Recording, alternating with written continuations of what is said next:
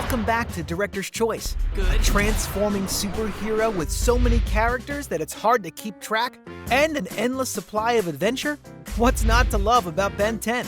Like most animated shows, Ben 10 features the right amount of battles, arguments, and ugly-looking villains to keep audiences glued to their screens. But at the center of the show is the boy who it's named after, Ben Tennyson. Most children try to fly off their roofs, following the footsteps of Superman, but Ben 10 is the hero with a less risky activation mode, a smartwatch. No, not really.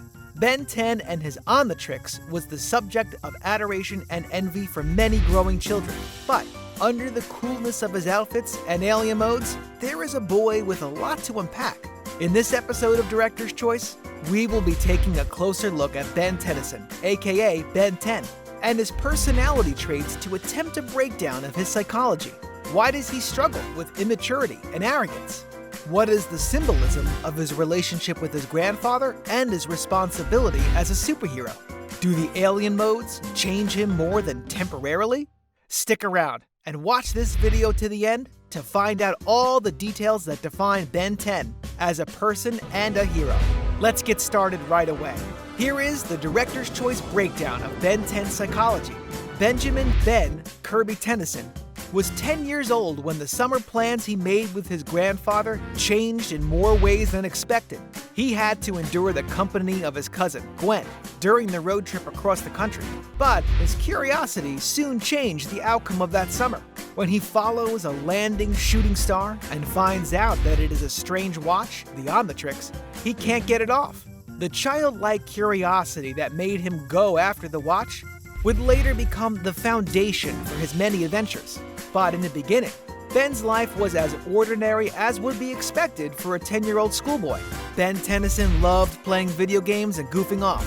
At school, he had been bullied, and, as expected, that made him hate even the thought of being in school, and he didn't particularly do well at school. His bully, Cash, had other victims, and despite the fact that Ben Tennyson was as weak as the others, he still tried, and failed, to help them out. This character trait speaks to his core as a hero and a leader, but it also reflects the childless, reckless abandon of a young boy who often goes after enemies in situations that are bigger than him in more ways than the physical appearance. After finding the Omnitrix, he soon learns of his newfound abilities to transform into 10 different aliens, and he names them with a childish innocence. And for a while, he makes an absolute mess of the situation with so many fails. But the remarkable thing is how he never backs down from a challenge. Ben Tennyson has some moments where he leaves his responsibilities, and others have to deal with the aftermath.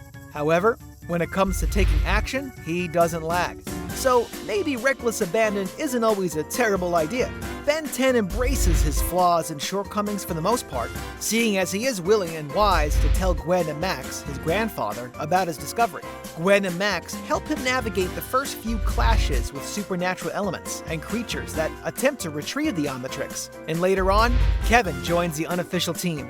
Ben Tennyson finds himself in several adventures and missions as the years go by, picking up and letting go of some characteristics and traits, all of which contribute to defining his psychology.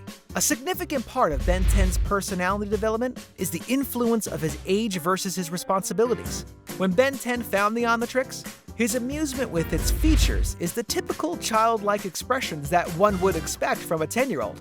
Ben 10 had followed his curiosity, without a second thought on danger or risks, and the outcome could have been very different and dangerous. In some ways, finding the Omnitrix led him to some pretty dangerous situations. His childish mentality helps him to maintain his empathy, compassion, and forgiving spirit, but it also gets him into some trouble, especially when he hadn't figured out how to master the changes between alien modes. Although he grows up mentally later on in his adventures, at the beginning, this perspective led him to make some immature decisions and take very unrealistic approaches to solving problems. One can try and argue that he was dealing with unknown supernatural forces, but to quote another great superhero show, with great power comes great responsibility.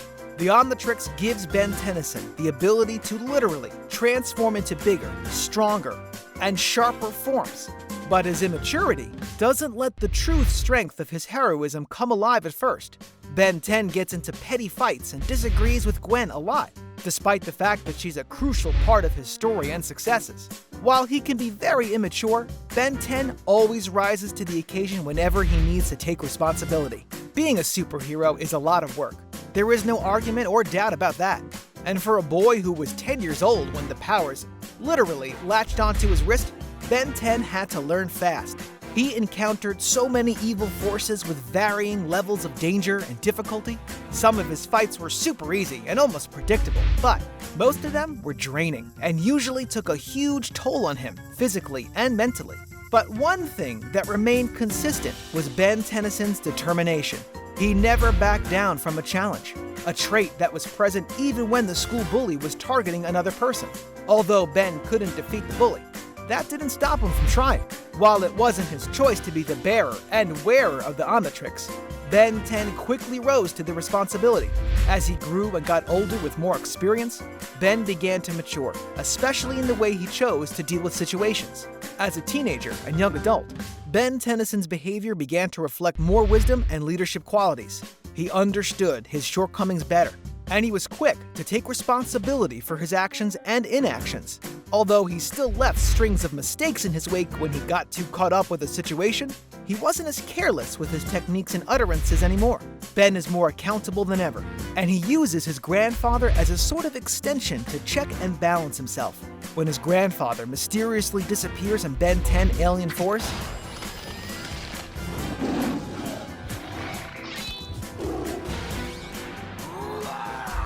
Ben Tennyson easily fits into the role of the leader. His natural empathy and relatable nature make it easy for Ben Tennyson to be a great leader and take on the responsibility of being a great superhero. Although his fame and exploits grew, and he became more popular, some of Ben 10's childish immaturities became more complex. However, they mostly presented as arrogance in the young adult. Ben 10's character arc wouldn't be an accurate breakdown of his psychology without exploring his arrogant personality. He can be an insufferable sore loser with no limits. As he completed more missions, he seemed to let it get further into his head, adapting the ego of being a superhero. By the time Ben comes in possession of the Ultimatrix, which is a higher version of the destroyed Omnitrix, his identity is made public. Like most superheroes who get unveiled, this is one of the most crucial moments to define his personality. And like Iron Man, Ben 10 completely flunks it. Ben Tennyson gets very arrogant and rude, especially when relating with Gwen and Kevin, though they mostly tolerate him. When people learn that Ben Tennyson is the superhero, there is a clear margin between opinions.